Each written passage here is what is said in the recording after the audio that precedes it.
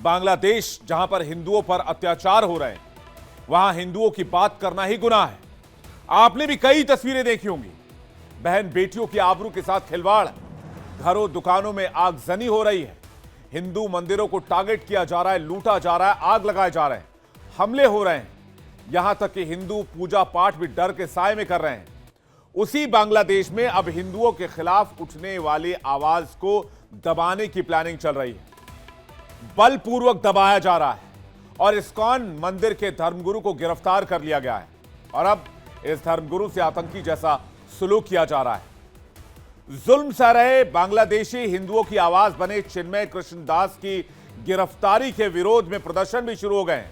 लेकिन चिन्मय दास की गिरफ्तारी जब हुई, चिन्मय कृष्णदास की, उसकी तस्वीर हम आपको दिखा रहे हैं, किस तरह से टेररिस्ट की तरह इस्कॉन मंदिर के धर्मगुरु को बड़ी संख्या में पुलिस पहुंचती है। एक धर्मगुरु की गिरफ्तारी, जिसके हाथ में पूजा पाठ की किताब होती है, जिसकी वाणी में ज्ञान होता है, उसके हाथ में AK-47 नहीं होता है, उसके हाथ में M4 कार्बाइन नहीं होता, उसके हाथ में मशीन गन नहीं होती है। लेकिन बांग्लादेश में उस हिंदू धर्मगुरु की गिरफ्तारी किस तरीके से होती है, उसकी तस्वीर देखिए और मैं कहूंगा जरा फुल स्क्रीन देखिए। ये देखिए किस तरह से लाव लश्कर के साथ बांग्लादेश की सरकार के ये प्यादे यहां पहुंचते हैं और गिरफ्तारी की कोशिश करते हैं। लेकिन जब इसका विरोध किया जाता है तो फिर लाठी चार्ज का सिलसिला शुरू होता है, प्रदर्शनकारियों को जानवरों की तरह पीटा जाता है। खबर तो यह भी है कि कई लोगों को मार मारकर अधमरा तक कर दिया गया है। चटगांव कोर्ट के बाहर की यह तस्वीर आप देख रहे हैं। पुलिस ने चिन्मय प्रभु के समर्थकों पर न सिर्फ लाठीचार्ज किया बल्कि आंसू गैस के गोले भी दागे।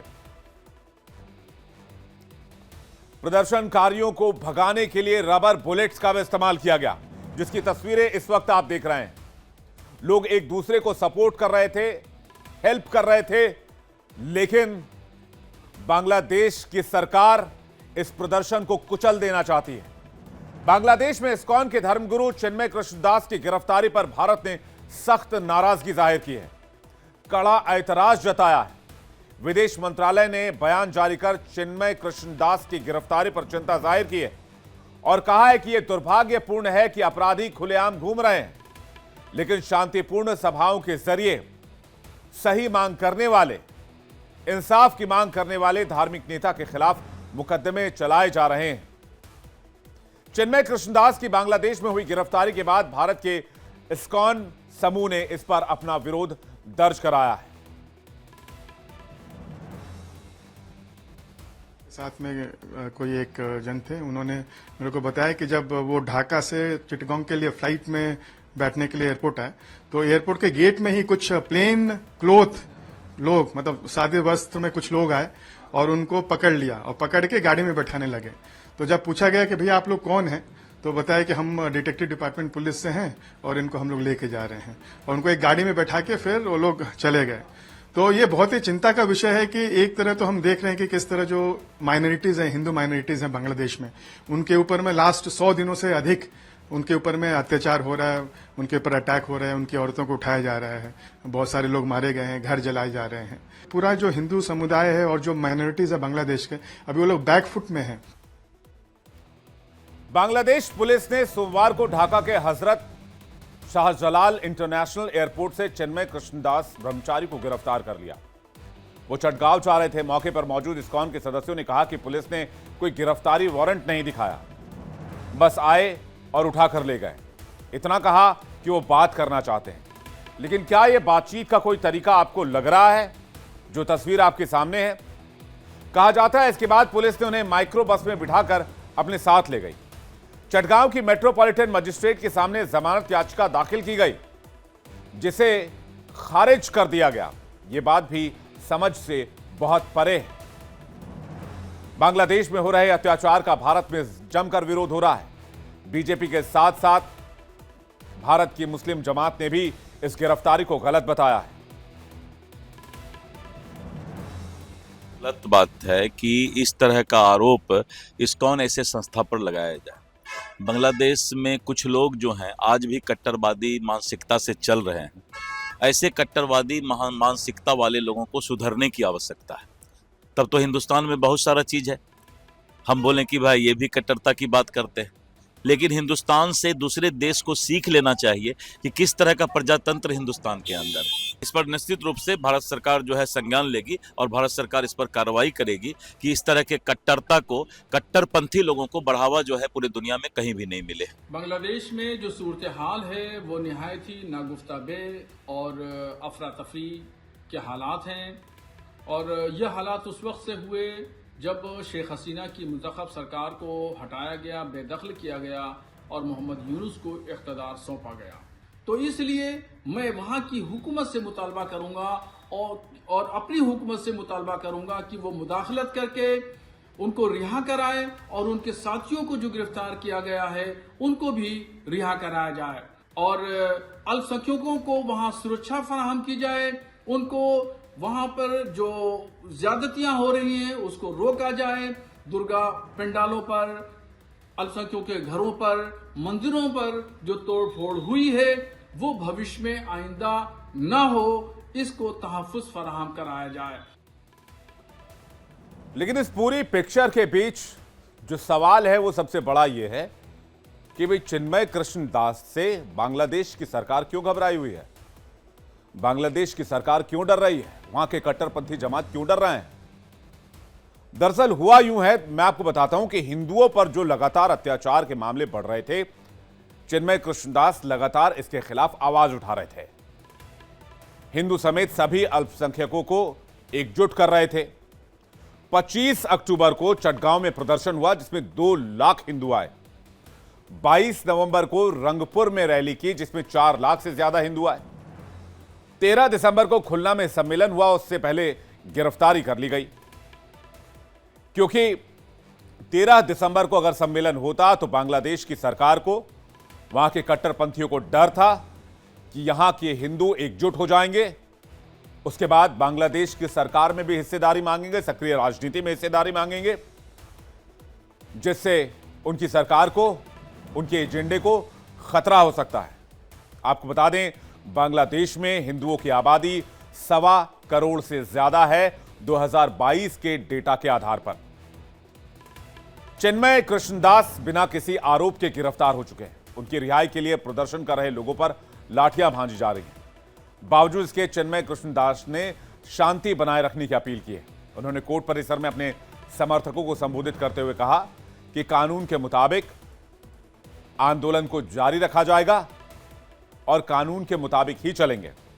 उन्होंने आगे कहा कि हम इस देश के लोग हैं, इस देश का हिस्सा हैं, हम इस देश के कानून के मुताबिक काम करते रहेंगे। आप सभी को ऐसी ही कोशिश करनी चाहिए कि कोई अराजक माहौल ना बना सके। लेकिन हमारी 8 सूत्रीय मांगे, हमारी बुनियादी मांगे, हमने इसे लेकर आंदोलन जारी रखने का फैसला किया है और आगे भी आंदोलन जारी रखा जाएगा। लेकिन ये 8 मांगे क्या हैं? बांग्लादेशी हिंदू क्या मांग रहे हैं वहां की सरकार से? बांग्लादेश में हिंदू अल्पसंख्यक क्या चाहते हैं अपने लिए, वो भी मैं आपको बताता हूं। बांग्लादेशी हिंदुओं की मांग है कि हिंदुओं के खिलाफ अत्याचारों की कोर्ट में फौरन सुनवाई हो। सुनवाई के लिए ट्राइब्यूनल का गठन किया जाए, पीड़ितों को मुआवजा, पुनर्वास की व्यवस्था हो, अल्पसंख्यक संरक्षण अधिनियम लाया जाए, अल्पसंख्यक मामलों का एक मंत्रालय भी बनाया जाए जो हिंदुओं के अधिकारों की, उनके रहन सहन की, उनके पूजा पाठ करने के तरीके की, यानी कि उनके लिए एक ढाल का काम करे। ये जो मांग है ये ऐसे ही नहीं है। हिंदुओं पर कट्टरपंथियों ने जो अत्याचार किए हैं उसकी दास्तां अगर आप सुनेंगे तो आपकी रूह कांप जाएगी, आपके पैरों तले जमीन खिसक जाएगी। कई जगह तो पूरे के पूरे घर जला दिए गए, मंदिरों में तोड़फोड़ किया गया, भीड़ ने एक साथ होकर हिंदुओं पर हमले किए, सैकड़ों लोगों का कत्ल कर दिया गया, हिंदू महिलाओं का दिन दहाड़े अपहरण किया गया, कन्वर्जन के लिए प्रेशर बनाना, धर्मांतरण के लिए दबाव डालना, धर्मांतरण नहीं करने पर जबरन निकाह कराना और रेप जैसी जघन्य वारदात को खुलेआम बिना किसी डर के अंजाम दिया जा रहा है। यह जो तस्वीर आप देख रहे हैं, यह 5 से 20 नवंबर के बीच की है। अब बांग्लादेश में हिंदुओं पर लगातार हो रहे अत्याचार और चिन्मय प्रभु की गिरफ्तारी पर भारत के संत समाज ने भी कड़ी आपत्ति जाहिर की है। वो भी आपको सुनवाते हैं। मैं हिंदू धर्म के तरफ से बोलती हूँ, बांग्लादेश गवर्नमेंट को जल्दी उसको मुक्ति दे और जो मानव धर्म का जो अच्छा नीति वो नीति करिए। ये बहुत ही दुखद विषय है और बहुत ही निंदनीय घटना है। इसके लिए हम पूरे बांग्लादेश का तत्कालीन सरकार को, अंतर्वर्ती सरकार को हम घोर निंदा करते हैं और इनको होशियारी देते हैं कि चिन्मय कृष्ण दास महाप्रभु ये कोई अकेला नहीं है, इनके साथ हम सब है। खाली वो बांग्लादेश के हिंदू नहीं है, भारत के हिंदू तथा पूरे विश्व के सनातन इनके साथ है। हमारे जो धर्म गुरु है चिन्मया कृष्ण प्रभु जी, इतना हिम्मत हो गया उन लोगों ने गिरफ्तार भी करने लगे। और ये तरह के, ये तो हम लोगों का प्रभु जी है, इसीलिए हम लोगों को पता चल गया तुरंत। ऐसे उन लोग माँ बहन बेटी और जो दुर्बल है उन लोगों के ऊपर अत्याचार लगातार कर रहे हैं। बांग्लादेश में हिंदू और इस्कॉन मंदिर हमेशा से कट्टरपंथियों के निशाने पर रहा है, यह भी एक सच है। लेकिन हाल के समय में जब वहां तख्ता पलट हुआ तो इस मामले में बढ़ोतरी आई। इस्कॉन पर हमलों की कुछ घटनाओं के बारे में आपको बताते हैं, किस तरह से समय समय पर कट्टरपंथियों ने इसे अपने निशाने पर लिया। साल 2009 की बात है, चटगांव में इस्कॉन मंदिर के अनाथालय पर हमला कर दिया गया। साल 2015 की बात है, दिनाजपुर में मंदिर पर आतंकी हमला हुआ, 2 लोग घायल हो गए। साल 2016 की बात है, सिलहट में कट्टरपंथियों की पूरी ग्रुप ने हमला किया इस्कॉन मंदिर पर। इस हमले में 10 लोग घायल हो गए थे। साल 2018 में ढाका में इस्कॉन के रथ यात्रा पर हमला किया गया, 6 श्रद्धालु घायल हो गए। 2020 में ढाका में इस्कॉन मंदिर पर आतंकी हमले की योजना नाकाम हुई। 2021 में नोआखली में दुर्गा नवमी पर मंदिरों पर हमला किया गया, इसमें 2 श्रद्धालुओं की जान चली गई। 2022 में ढाका में इस्कॉन मंदिर पर कट्टरपंथियों ने हमला किया, 2 लोग घायल हो गए। और इसी हमले को लेकर हिंदुओं के लिए चिन्मय प्रभु लगातार इंसाफ की मांग कर रहे हैं, लेकिन अब उन्हें गिरफ्तार कर लिया गया है। बंगाल में सत्ता संग्राम के दौरान 6 अगस्त को खुलना जिले में एक इस्कॉन मंदिर को निशाना बनाया गया था। इसमें भगवान जगन्नाथ की मूर्तियों को जला दिया गया। इस हमले के बाद चिन्मय दास ने कहा था कि चटगांव में 3 अन्य हिंदू मंदिर को खतरा है, हिंदू समुदाय मिलकर उनकी सुरक्षा करें। इसके बाद उन्होंने हिंदुओं पर हो रहे अत्याचार के खिलाफ आवाज को और तेज किया, जिसका नतीजा यह हुआ कि कट्टरपंथी डर गए और बड़ी संख्या में हिंदू चिन्मय दास के साथ जुड़ने लगे। 25 अक्टूबर को हुई बड़ी रैली के 6 दिन बाद 31 अक्टूबर को साजिशन चिन्मय प्रभु समेत 19 लोगों के खिलाफ राजद्रोह का केस दर्ज कराया गया। अंदाजा लगाइए, अगर बांग्लादेश में कोई हिंदुओं के लिए इंसाफ की मांग करेगा तो उसके खिलाफ राजद्रोह का केस दर्ज कराया जाएगा, यानी उसे आतंकवादी माना जाएगा। और अब जब 13 दिसंबर को अत्याचार के खिलाफ एक बड़ा सम्मेलन होने जा रहा था, जिस पर पूरी दुनिया की नजर होती, तो बांग्लादेश की सरकार ने डर के मारे गिरफ्तार कर लिया एक संत को, एक धर्मगुरु को। मैं फिर से बांग्लादेश की सरकार से यह पूछना चाहता हूं, एक साधु, एक संत जिसके हाथ में ज्ञान की किताब, वाणी में ज्ञान का प्रभाव, प्रभुत्व, आखिर एक ऐसे संत से, एक धर्मगुरु से बांग्लादेश की सरकार क्यों डर गई? बांग्लादेश के कट्टरपंथी क्यों डर गए? ऐसे में वक्त है कि बांग्लादेश के जितने भी अल्पसंख्यक हैं, जिनकी आबादी 1 करोड़ 31 लाख के करीब बताई जाती है, वो तमाम एकजुट हों और ऐसे अपराध के खिलाफ, ऐसी नीतियों के खिलाफ जमकर अपनी आवाज बुलंद करें, जिससे कि पूरे विश्व की नजर इन हालातों पर जाए और इस मामले में पूरा विश्व एकजुट होकर all eyes on Bangladesh Hindu hashtag के साथ हिंदुओं की आवाज बने, उनके लिए बात करे, उनके इंसाफ की मांग करे। अब जरा इस तस्वीर को आप देखिए कि नीचे गिरे हुए निहत्थे लोगों पर भी किस तरह से लाठी डंडे बरसाए जा रहे हैं। वहां पर मौजूद पुलिस के लोग, पुलिस के अधिकारी नीचे गिर चुके लोगों को भी बेरहमी से जानवरों की तरह पीट रहे हैं। कहा जा रहा है कि इसमें कई हिंदुओं को गंभीर चोटें आई हैं, जिनमें कुछ की हालत बहुत ज्यादा खराब है।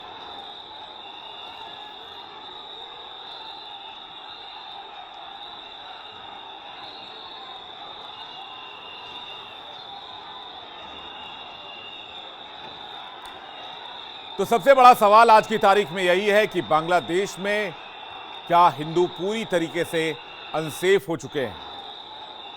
क्या हिंदू संत गिरफ्तार? डर गई बांग्लादेश की सरकार? बांग्लादेश में अल्पसंख्यक हिंदुओं से बांग्लादेश की सरकार को क्यों डर लग रहा है? भारत ने इस पर अपनी कड़ी नाराजगी जाहिर की है। भारत का कहना है कि अपराधी खुलेआम घूम रहे हैं, खुलेआम कृत्यों को अंजाम दे रहे हैं, हिंदुओं पर जुल्म हो रहा है, हिंदुओं को सताया जा रहा है, लेकिन साधु संतों को गिरफ्तार किया जा रहा है।